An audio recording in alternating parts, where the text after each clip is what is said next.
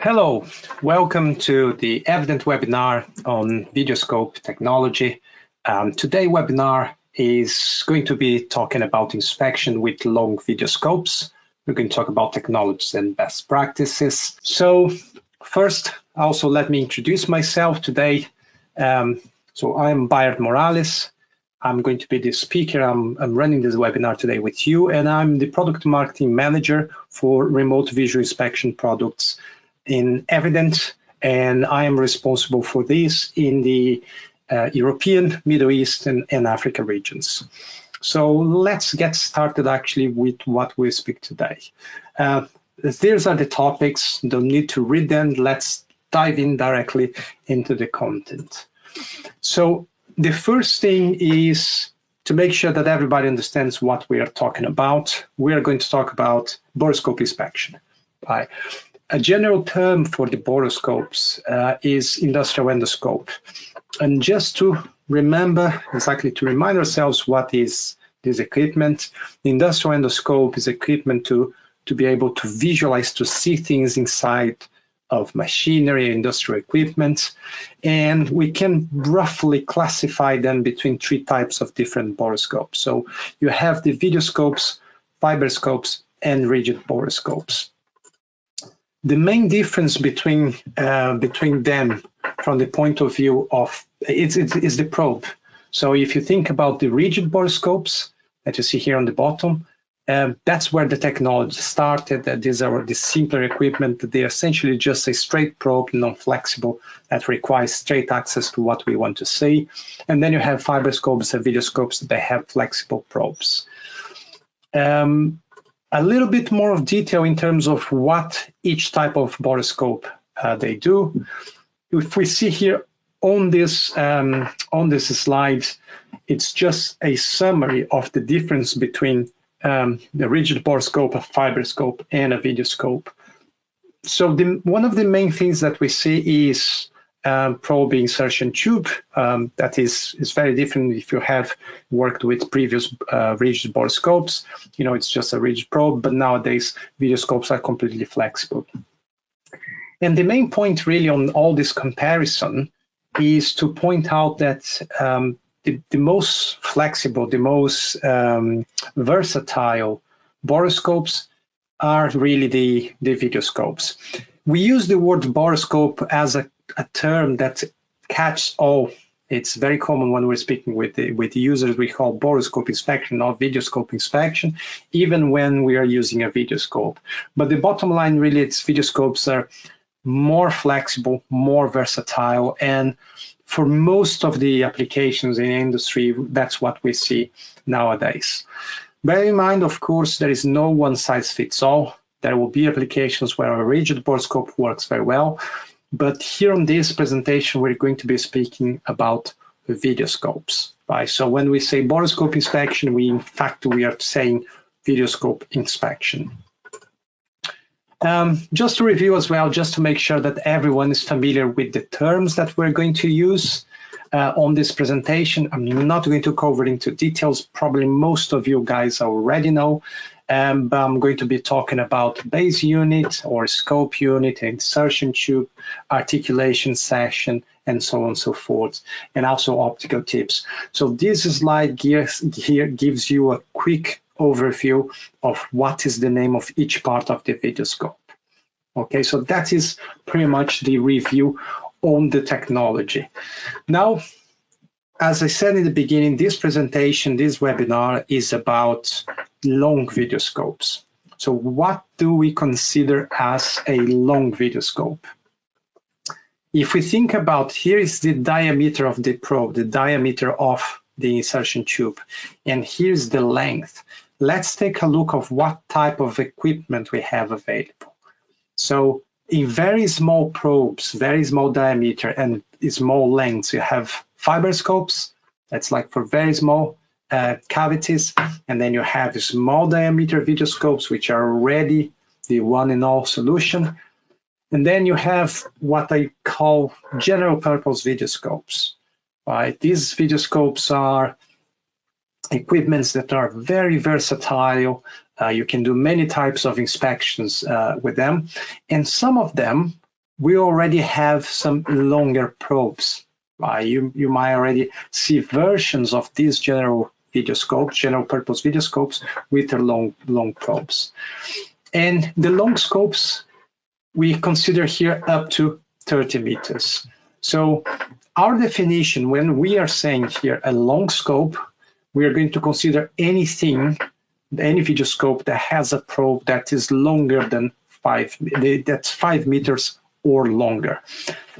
Why is this definition? That is a bit arbitrary, but the interesting thing is once you're going to do inspection and you use a longer scope, longer than 5 meters or more, the nature of the inspection, the way you do inspection generally changes a bit.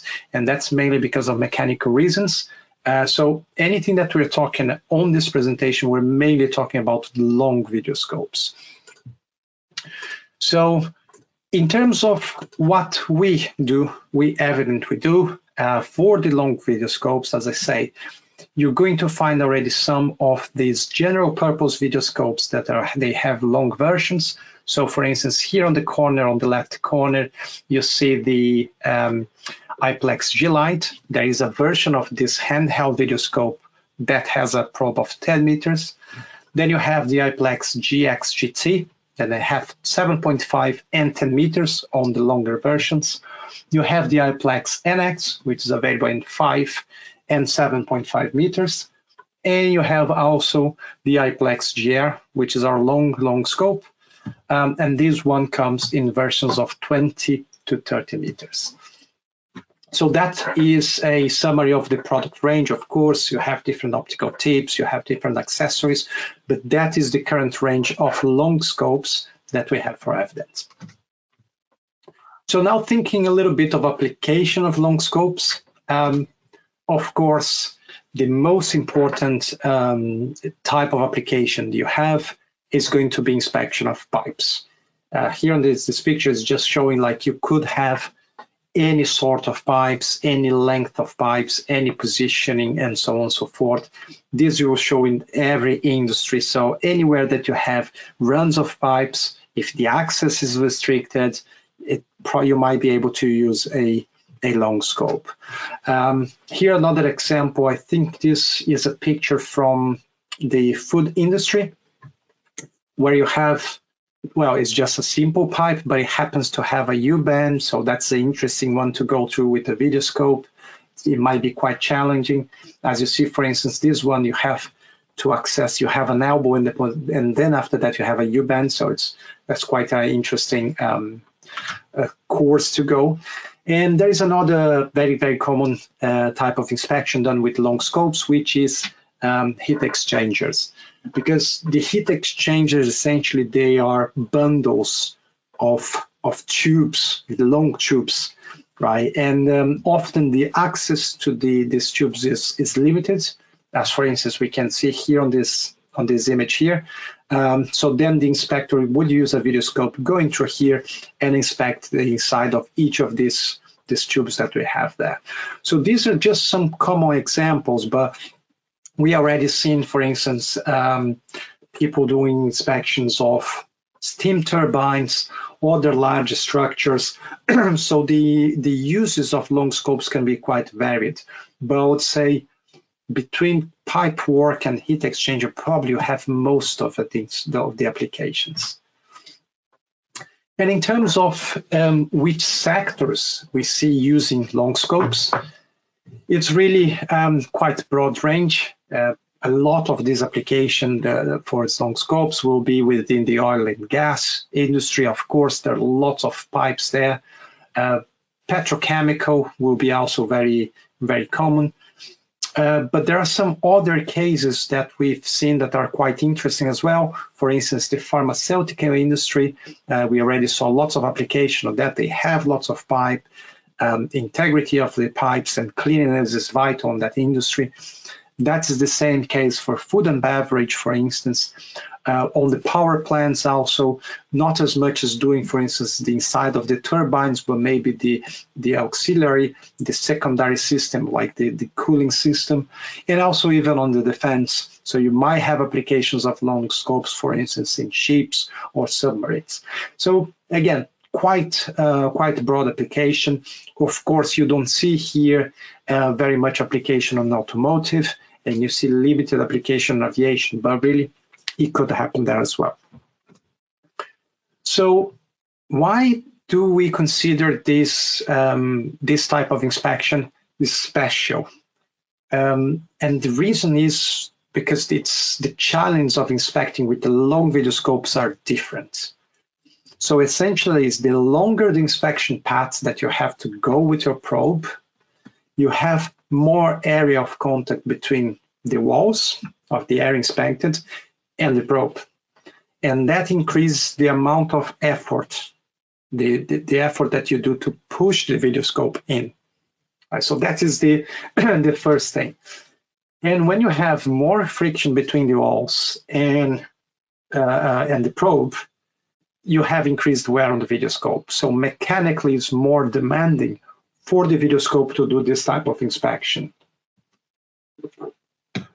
Also, the longer the inspection path, more difficult becomes for the inspector to orientate themselves when they are doing the inspection. What is left, what is right, what is up, what is down.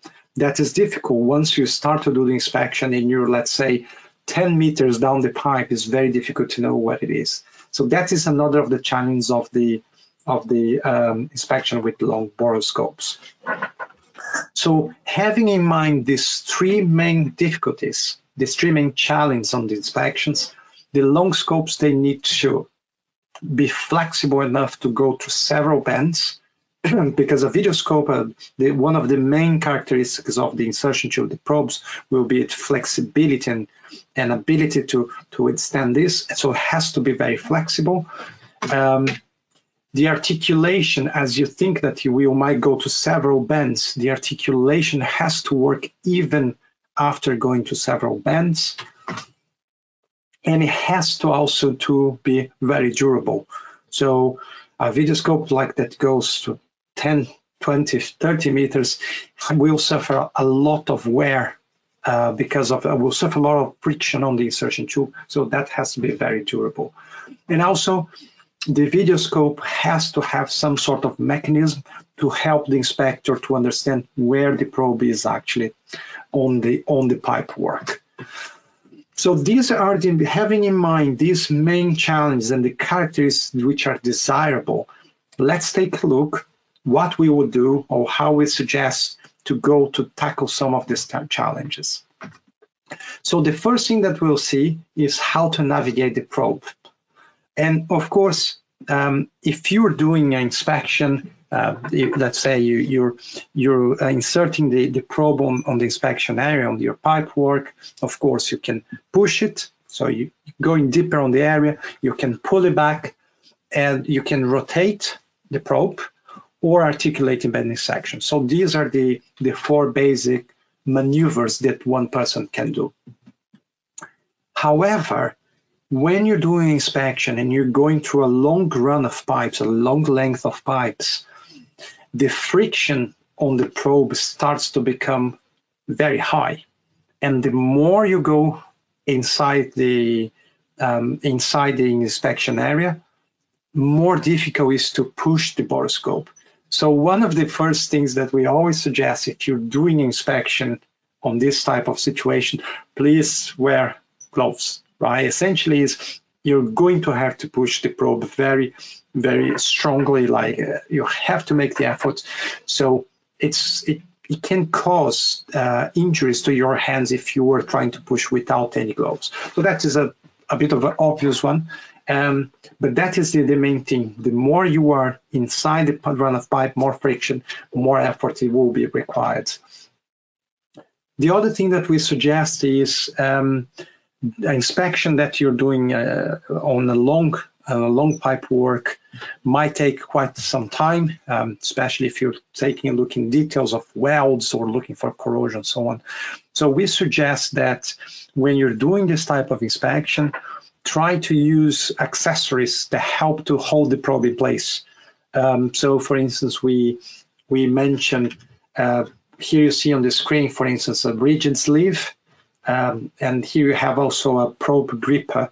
So these are accessories that help to keep the probe in place, so you don't have to hold it in place all the time, and that will reduce the fatigue when you're doing the inspection. These are very simple accessories, but they essentially reduce the fatigue and make the inspection much easier to do. So just remember also that this type of accessory is available. So that is from the point of view of how to try to reduce a bit the effort the inspector has to do during the inspection. The other thing that we like to say is when we are navigating, to try to find ourselves in the area. So to determine, to find the position of the probe and the orientation, how can we do that? So the first and simplest thing that we have in pretty much all the video scopes that we sell is the indication marks. So here on the right side of the screen, you see this is a probe from the iPlex GX. Right, so that is just the hand controller, and here you have the insertion tube. And then you have on the insertion tube, you have what we call indicator marks. Right, so if you see these small white marks here every now and then on the video scope, and the point is that these indication marks, they show what is the distance between the tip, between the probe, the optical part of the probe here, to the region on the insertion tube. So when you see one of those marks, that is telling you how far from you is the probe.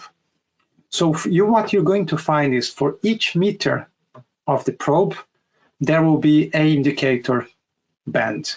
So one band signifies 1 meter, 2 bands, 2 meters, 3 bands, 3 meters, and so on and so forth. And once the count of this length indicator reaches 5, there will be a thicker band, that is meaning 5 meters, and then additional 1 meter bands for each additional meter. So that is the simplest way for you to, during your inspection, to see where the probe is. And then, for instance, you can, from that, for instance, you can start to make annotations during your inspection to say, well, I'm inspecting a weld, and then you look between the indicator bands, and then you can see, well, I'm looking at this weld, and its location is between the 5th and the 6th meter, for instance. So that starts to give you a little bit of more indication of what you're saying. So this is what you have available in pretty much all the video scopes that we have, and at least up to 10 meters. So all the video scopes up to 10 meters, they will have this system. Now, when you're using a video scope like the iPlex GR, which is a 30 meters long video scope, we don't really use the indicator length, the bands, the indicator bands to measure the distance. What we use is actually a length indicator on the screen that is associated with the drum that stores the probe. So now I'm going to show you here quickly the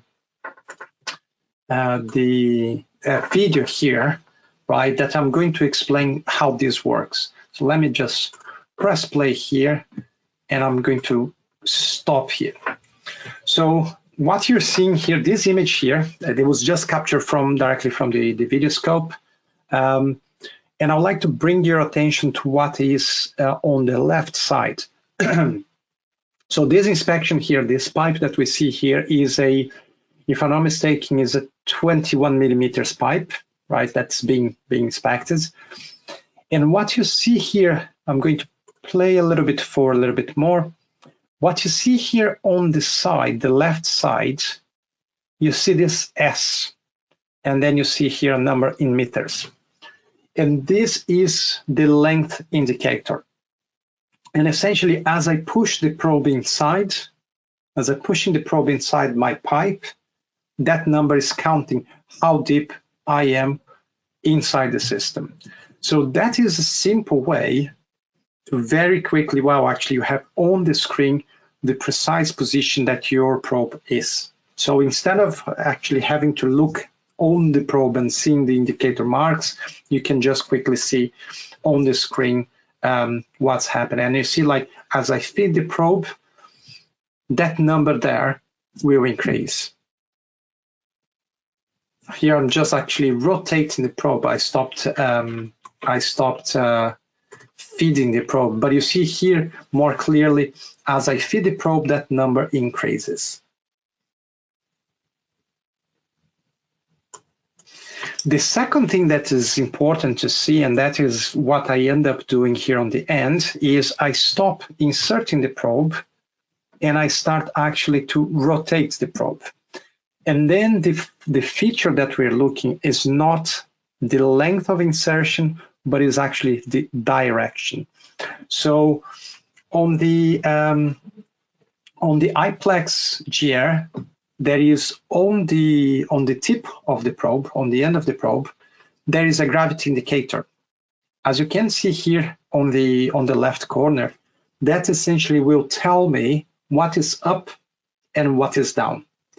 So again, the idea is to provide to the user some idea of orientation, what is left, what is right, what is up, and what is down. So if you're using iPlex GR and you're combining these two, you probably are going to have a quite good idea where you are on your pipe work. Here there is another video that I'd like to show of use of the iPlex GR. And it's this system here is a quite interesting one, because this was a system with U-bends, and as you can imagine, once you go through one U-bend, it's quite difficult to go through the second, because you're starting to push against you. But this is actually again a good example of how the length indicator and the direction, the gravity sensor, they work. Right, so you see, like, I'm feeding the probe and I'm maneuvering the articulation slowly, and then I start to feed the probe again, and we see that we start to see the indicator to move again. For instance, it's quite on this image here, we can clearly see, okay, I'm 2.5 meters inside my length of pipe, and actually what I'm seeing is pretty much upside down. As you can see here on the gravity indicator, the blue is pointing up and the red is pointing down. So I can see here, this that we see on this pipe here, these are just deposits. This is just some dirt or some deposits that were left behind. So actually that part is down, and this is the part that's up. So I could potentially rotate my probe if I wanted to put it in the correct direction. So I feed the probe a little bit more, and then we can see, like, actually I'm going upside down on this pipe work. So this, what we see then, these are the main simple features, simple ways to help you orientating yourself on the on pipe work. The other thing that is important as well in terms of navigating the probe is to reach the right places. And what we see is that at this point is important to consider the use of accessories, right? And so here on the screen, what we have here is two simple accessories, on this case for the iPlex GR. And the first one is a guide head. So this one, the objective is it's twofold. There are two things that this guide head does. The first one, because you can see it, this guide head has has an angle, it helps when you're going through bends with this, right? So the idea is, instead of having the tip straight face onto a bend, you have that angle, and that helps it to slide through bends much easier. So that makes insertion much easier. And also the second thing is, with the guide head, you have the probe a little bit more central if you're inspecting pipe work. So that will help you in both sides. One, to have an image that's more to the center, and the other thing is to have the probe that is easier to maneuver. Now, I'm just going to show you here quickly as well the push rod. Right? So this is more or less like a sleeve, and the function of this, we put the probe, we put the insertion tube there, and this will help us to push the probe, to push the insertion tube inside the inspection area. What usually happens is, even if you're inspecting a straight pipe, after probably around the 10th meter, becomes very difficult to keep pushing if you don't have any support, if you don't have any help. And this push rod here, let's just see if I can play you the this video here to show how it works. This push rod, essentially, you're going to put the probe inside, and then you are going to attach to it, as it's in here, you're going to attach to it something called a fish tape, or well, a push rod. That's exactly the same name, because the idea is this will give you a little bit more of stiffness when you're trying to push the probe inside the area. And from experience, really, like, it makes all the difference. If you have this extra stiffness, sometimes you might not be able to get anywhere without this type of accessory. So these are just two simple accessories to help you in getting through where you need to go. And the difference that using accessories is massive in terms of how far you can go on your pipeline. So here, for instance, on the left side, we have an example that was tested by our colleagues that developed the kit without using any of the accessories, without the guide head or the push rod. And what we see here's where the insertion probes is. Like, this is a drawing as if it was like a pipeline, right? So you have different bends, you have different areas to reach. And this is what we were able to do with the GR, and also with the previous video scope, or previous long scope. So without an accessory, you can reach quite far, and you can get to some of the bends, right? That it was without any accessory. Now, when you're using some of the accessories, on this case here, guide rod, push rod, and guide heads, what we observed is that you can go much farther, right? And you can reach areas that otherwise would be essentially impossible to reach.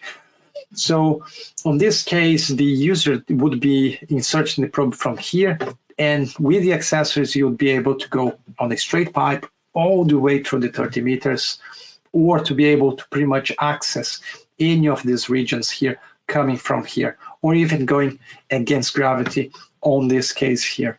So when you're doing this sort of inspection, long pipe inspection, please consider the use of accessories, especially for those inspections that you have to go to several bends or you just cannot go through. Think, if you use an accessory, you cannot get to the region that you want to have. So that is from the point of view of navigating the probe. Now, another point is the ability to articulate. Right? So one of the important things, the difference, between video scopes, sports scopes, is really that, we have the bending section. You can articulate the camera and point to things to inspect things in more detail. The articulation not only helps you to navigate and to position the camera, but also it might help you going through obstacles.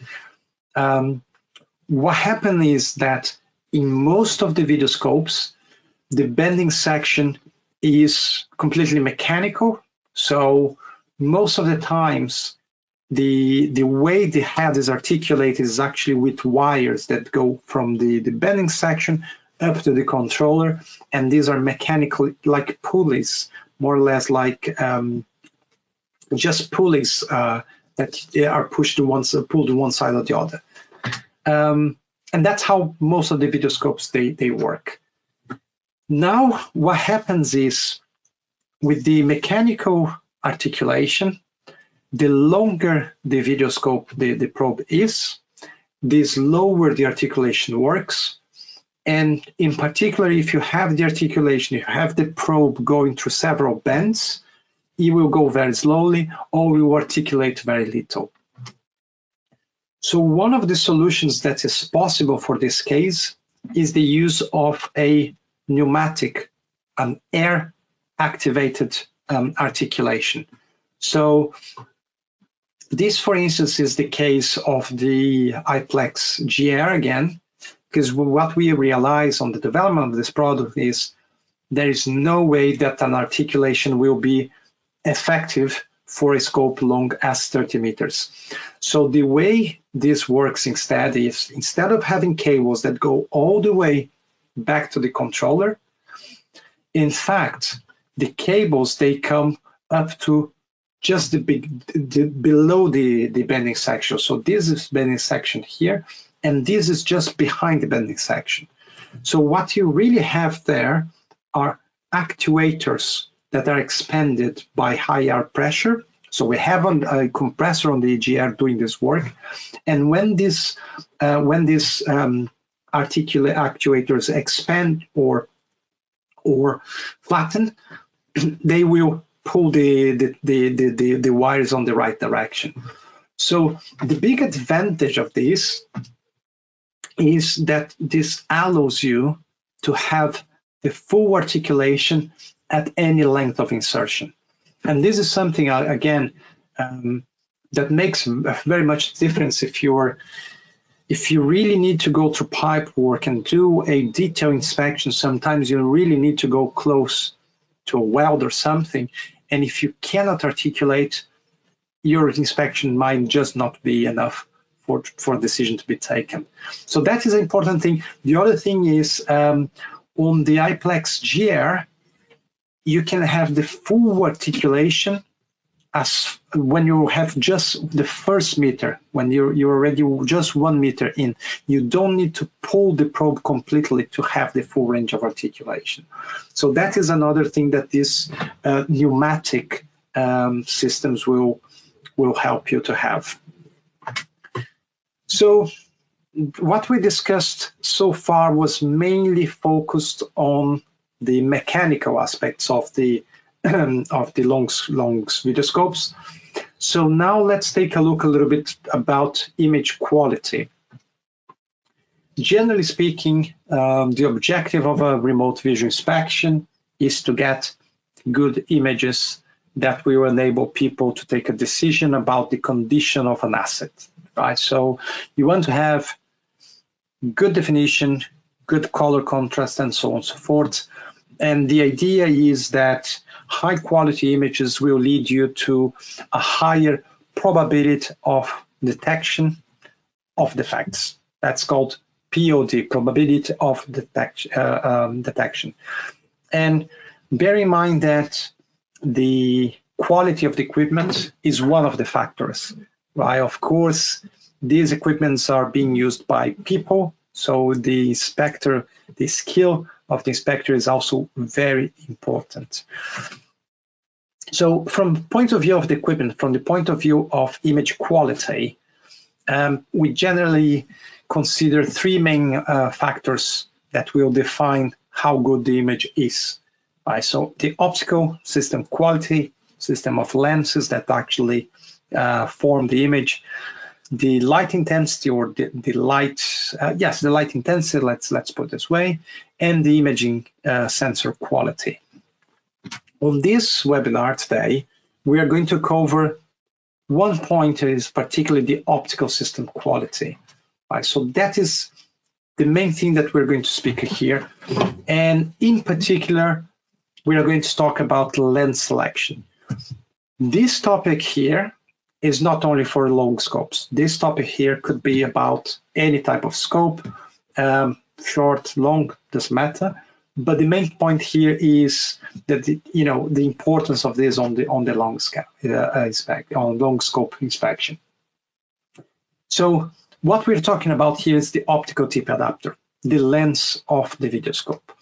So just reviewing a few things, generally we can characterize the lenses by the direction of view, most side or facing, forward or side facing. So for instance, we have here examples. For instance, doing the inspection here on this tube using a side facing, and then doing the inspection on the same tube using a forward facing. And the main point here that I would like to make is that defining the direction of view might make all the difference. If we say, like, we're looking at a weld here on the left side, and we're using a side-facing tip, what happens is that our tip is going straight on the top of the weld. Because of that, a lot of the light comes back to our lens. And what we see here, for instance, this white part, obviously we cannot see anything that's there because there's too much light. But what we do is when we go to see the same weld using a forward-facing tip, we can have a completely different image of the weld, and then actually we can see the presence of defects. So defining if you're going to use a forward-facing or a side-facing tip might be very important. It's not necessarily that because you're looking for defects on the walls of the pipe that you're going to use a side-facing. So please consider direction of the tip before you do your inspection. The other important aspect, and I think this is the one that most often people get wrong, is depth of focus. Most of the time, we're going to see optical tips, lenses that are either far focus or near focus. Right, so it's like we call FF or NF, far focus, near focus. And the idea of when to use these tips is in the name. So far focus will be used for far and near focus for close inspection. So the near focus, we only are going to get good image from quite close to the surface that we're inspecting. So if you need to see small defects or small features, you're going to use this one.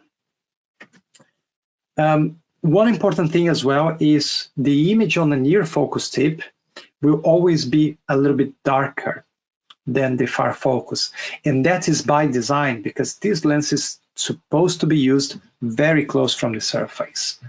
So this lens lets less light in to avoid glare.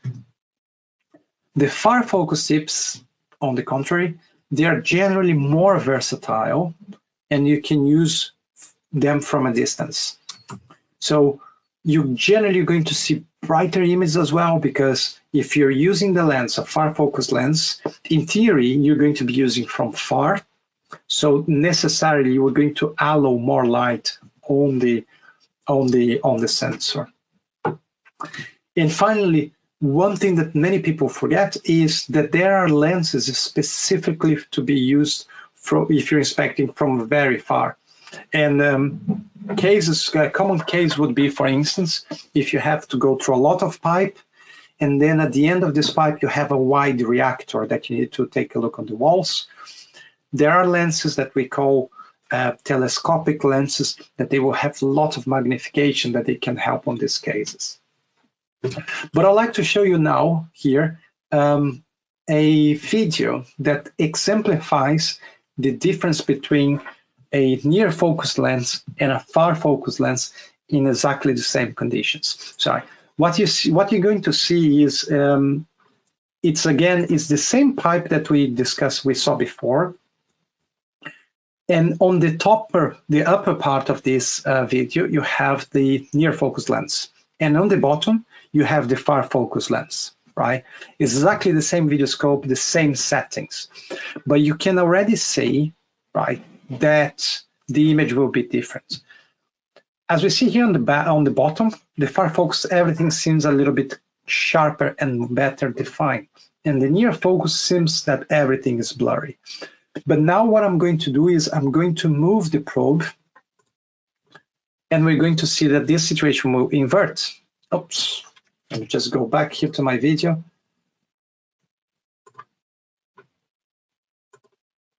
If we stop here for a second. So now what I've done, I articulated the probe towards the wall of the tube that I'm inspecting. And now what I see is when my probe, when the optical tip is really close to the wall, the near focus has a very well defined image, and the near focus is all blurry. And that's not a problem as long as we know what we want to see, right? So if you're looking for really small defects on the walls, you probably want to go for a near focus. If you want to have like a general overview of the pipe, maybe a far focus. Here in the video, I keep moving around. So for instance, on this case, on this image, you can clearly see like the difference on the definition, the sharpness of the image of the same defect. Here on the bottom, seen with the far focus tip, and here on the top, seen with the near focus tip. But now, as I move the probe towards the center of the tube, you're going to see again that if I'm just looking forward, as we can see here, if we're just looking forward to the center of the pipe to have a general overview, the far focus will give you a more defined image, and the near focus will be a little bit blurry. So I hope that this gives you a really good idea when to use each tip. Now moving on to the other characteristic of the tips, field of view. Right, the field of view gives you an idea. It's a number it's an angle that gives you an idea how big is the area that you visualize when you're inspecting. Generally speaking, people go for large field of view because, well, that will give you in one picture the largest area. But there is an important consideration to think when you're doing that. The bigger the field of view that you see, the bigger the area that you observe. But however, everything that you see on that image will be smaller, right? So there is a trade-off. The larger the area that I have, the smaller things look like. So the conclusion here is if you're inspecting things from afar, from a distance, you should try to use an optical tip with a smaller field of view. And the importance of that now will become evident when we talk about magnification, because different fields of view will have different magnifications. And this is an important topic for everyone that inspects welds. To explain what magnification is, let's take a look here on this image here. So this image that I captured, so here I'm using, for the ones that know this, the USF test chart, and I'm taking the image using a side-facing tip here of this area, and that's what I see on the screen of my Plex NX. So what you see here in the magnification is how much bigger, how enlarged is the image on the screen compared to the real size of this. So for instance, on this case here, this little image, this little area here is 1.5 centimeters. But when I see here on the screen, I see an image that is like 20 centimeters on the screen. So this is magnification. So anything that you're inspecting with a video scope, when you look on your screen, it will become bigger. The important thing is when you're doing weld inspection of that, because a common mistake is if you don't consider how much bigger things look in the screen, you might end up getting to the conclusion that the crack that is very small is very big, and that might lead you to a problem. To really understand what is the magnification of each video scope, you have to go to the magnification chart. And what you see here, right, it's a graph, it's a plot. Here we have different optical tips, right? So if you recognize like this number here, this first number here is the field of view of each one of them. What you have here is magnification ratio, which means how much bigger, and distance, how far from the object. And the important thing that you see here is that magnification, the closer you are to the object, the bigger it is, right? So if I'm very close to my object, it will look very big on the screen. So that means that it's being magnified very much. So just for an example, let's take here the this red line here, right? So this red line is the side-facing tip, 80 degrees field of view. If I want to know what is the magnification of this this tip when I am, let's say, 10 millimeters away from my object that I'm inspecting, I come here. So I found here the distance of 10 millimeters, and then I run my cursor here and I find this point here. And what I see here is, see, 1, 2, 3, 4, 5. At this point, anything on my screen, if I'm approximately at 10 millimeters of distance, everything on my screen is 5 times as big. Bear in mind, it's very difficult to judge how far you are just using a optical tip. So you have to judge a little bit from what you see on your image, how far you are. The other thing that's important to see, you can observe this graph here, this plot is not linear. You don't have 1, 2, 3, 4, 5. You have 0, 1, 1, 10, and 100. And that means that this here is a logarithm growth, right? So the magnification changes in a non-linear way with distance. So that is important to know. The closer you are, the magnification will grow very quickly. And the suggestion that we have is whenever you're doing inspection, that you're looking at something, try to use anything that shows up on your screen as a reference. So if you're looking at the whole pipe, you might have an idea how big the pipe. You look at the screen and you more or less can size the, you can have an idea how big is the defect that you're looking at. Finally, as usual, I'm a little bit late here on my presentation. A few things about maximizing the life of the videoscope and reducing downtime. As we spoke, the wear increases very much when you use a long scope. So the videoscopes have to be very tough. The probe has to be very tough to be able to withstand the damage, the wear. Here, what I'm showing you here is the example of how the probes from our videoscopes are built. So you have this 4-layer structure, and the layer that is going to be in touch with the pipe is going to be the 4th one. Right? So this is a high-density tungsten braid that will confer abrasion resistance. So that is one of the things that will influence durability of the videoscope very much. Other factors that might be important as well is the articulation durability. So if you can articulate several times before the cables break, and what happens if they break? Optical tip durability as well, because very often during inspection with long scopes, you're going to have lots of contact with the walls if they are durable, and quick replacement of the parts. That's also very influential when you're selecting a scope. Now, there are 2 cases that I'd like to mention. There are common cases with customers. The first one is inspecting in water. Very common. Customers have to go through water to get to pipe work regions. And the main point is there are many videoscopes that are actually watertight, right? So that is an important thing.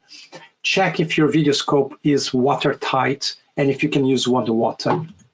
In the case of the videoscopes that we have, the second layer, so you have the outer layer, you have another layer, the resin tube, and that makes the videoscope watertight. So pretty much all the scopes that we have, they can be used on the water. It's not a problem. But if you use your videoscope regularly underwater, I would suggest always to do a regular check at least once in a year to see if this resin tube is still integrated, if it's in good condition, because this resin tube will degrade with time and you can have water entering here, and hopefully you want to avoid that. So we suggest once in a while, send the video scope to the manufacturer to us to do a check on the scope. The other important thing that we already seen, with, especially with long scopes, is resistance to radiation. And the main point is that if a video scope is used on a radioactive environment, it will damage the probe. It's the nature of the thing. There will be damage, and this damage, the radiation damage, will happen both for the imaging sensor, so the image quality will reduce, but also the light might be affected, because most of the video scopes, they have light guides that come from the main unit to the end. So when you have radiation exposure, this will, with time, damage your video scope. At certain critical cumulative levels of exposure, the probe even might fail and you might not have any image any longer. So the way that we tackle that is first to have a probe that naturally resists quite a lot of radiation. But the second thing is to be able to replace the probe quickly. And when I say a probe that resists radiation, for instance, I'm looking here at two of our video scopes that have been tested in the lab to very high doses of radiation. So this is Aplex NX, and we see that even with 1700 grays of dose, it still can get image, and the Aplex GR at 1200 grays, you still could have image formed, although you can see already have some damage to the image quality. So that is the main thing. So image quality, and also the more radiation you can take, keeping the image, the longer your video scope will last. The other thing is to use video scopes that can be the probe can be easily replaced. For instance, here we have on the Aplex GX, that's an example. It's plug and play. If this part here becomes contaminated and this not, you can just replace the probe and off you go. You don't need to buy a full video scope again. And that is the case again for the Aplex GR. Especially because in radiation environments, it might be critical to have quickly a replacement because the inspection work might be very costly, so you don't want to stop because of lack of video scopes. So finally, again, late as usual, but closing remarks is that borescope inspection with long scopes is very different type of inspection, has different challenges. The long the inspection path is, the more critical mechanical resistance and reliability are. The use of accessories that we talk about when you're maneuvering the probe can be really important, otherwise your job might be impossible. That orientating yourself, you have a few features on the video scopes that can help you to know how deep you are and which way you're pointing. And also, even in environments with water and radiation, you can use your video scopes. And using a few best practices, you can minimize the cost. So that was the presentation. Of course, as usual, I'm late. So let's now take a look here on the questions that we have. Anything? I'm just checking here the questions. Let me just navigate through some of them here. What is the diameter of the pipe that I was inspecting? So the pipe that I was inspecting there was a 21 millimeters internal diameter pipe. Another question, what was the radiation direction in the test on the source? That's an interesting question. So let me see, what was the radiation direction on the tests? Just like get this in the test, head-on source or side source. I have to double check this this question. This question is from Paul.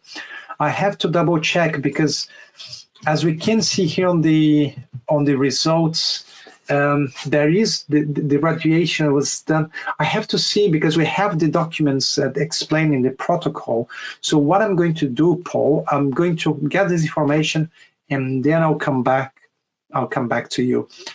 There are a few other questions here. Right, how the articulation, the air compressed air articulation works. So essentially you have an air compressor on the base unit, right? And that provides a line of air inside the probe that goes all the way to the head of the probe. So when you turn on the video scope, the iPlex GR, one of the first things that you're going to see here is an air compressor coming on, and that will pressurize the line. And then once this pressurize, the pressure goes up, it will activate the articulation. It's a process that happens quite quickly. Another question as well, if the insertion tubes are durable, can be used in fuel or oil. So generally speaking, in oil, it's always okay, right? So that's both for mineral and for synthetic oils. We know the probes are durable. So we always recommend the same thing, is after using, don't leave oil there, try to clean the probe as much as you can. On fuel, most of the types of fuels is fine as well, but we know in some cases it might have degradation on that rubber, the rubber liner that got the second layer of the insertion tube. So we always recommend, if you're going to do a lot of inspection use in fuel environment, please let us know. Let's have a chat just to see exactly what you're doing there. Also a question about using the video scopes on high temperature, for instance, like 200 degrees. And the answer is, the long scopes, they generally go up to 100 degrees, right? So none of these scopes, they go more than that.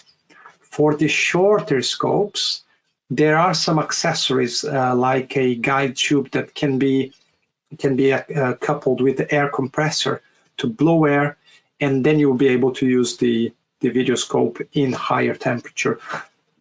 So again, I can send some information on that one. So I'd like to see, like, if you guys have any more questions, please feel free to write right now.